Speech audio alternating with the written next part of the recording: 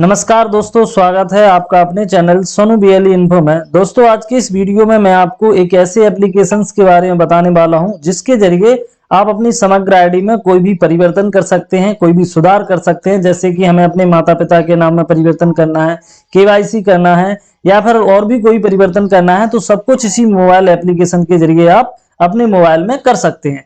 तो इस mobile application को हमें डाउनलोड कैसे करना है, इस सारी प्रोसेस इस वीडियो में हम आपको बताने वाले हैं।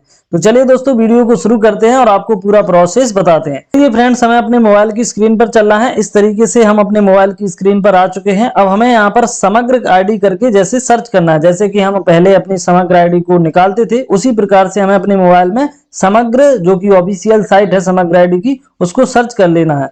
इस तरीके से हमने जब अपना मोबाइल पर समग्र आईडी को सर्च किया तो हमें यहाँ पर पहली ही साइट ओपन हो जाती है।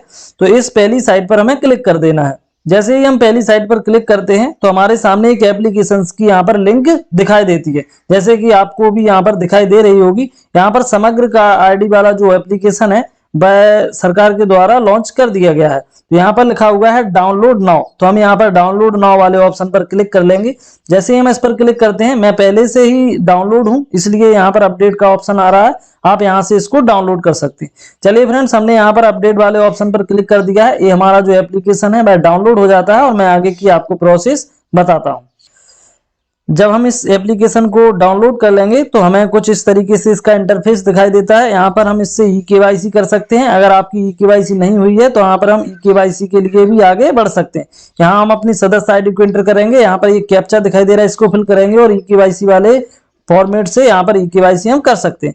अगर हमें इसको लॉग इन करना है तो हम अपने समग्र आईडी के जरिए, यानी कि हम यहाँ पर इसको लॉगिन दो तरीके से कर सकते हैं। यहाँ पर हम अपनी समग्र आईडी के जरिए भी लॉगिन कर सकते हैं और हम अपने मोबाइल नंबर के जरिए भी लॉगिन कर सकते हैं। यदि आपके समग्र आईडी मोबाइल नंबर लिंक है तो आप उस मोबाइल नंबर के जरिए भी इसको लॉगिन कर सकते हैं। अगर आपकी समग्र आईडी मोबाइल नंबर लिंक नहीं है तो आप यहाँ पर सदस्य आईडी के द्वारा ही इसको लॉगिन कर सकते हैं। चलिए फ्रेंड्स, हम पहले सदस्य आईडी के द्वारा इसको लॉगिन करते हैं और आगे की क्या क्या फीचर्स हैं इसमें, इसके बारे में जान लेते हैं।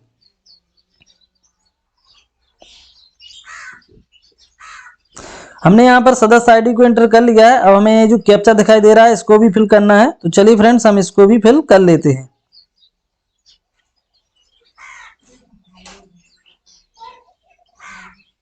यहाँ पर हमने कैप्चा को फिल करने के बाद हमें यहाँ पर सबमिट वाला ऑप्शन दिखाई दे रहा है, इस पर हमें क्लिक करना है। तो हमारे मोबाइल पर एक ओटीपी भेज दिया गया है। चलिए फ्रेंड्स, हमारे मोबाइल पर ओटीपी भी आ गया है और हमने यहाँ पर रजिस्टर भी कर दिया है। अब हम सदस्य विवरण की प्राप्त करें, इसके बारे में जानेंगे।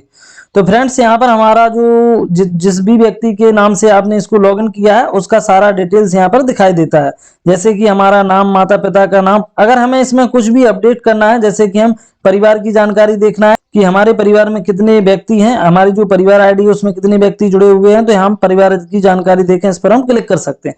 जैसे ही हम इस पर क्लिक करेंगे तो हमारे परिवार में जितने भी सदस्य इस समग्र आईडी में जुड़े हुए हैं सारे के सारे हमें यहाँ पर दिखाई दे जाते हैं।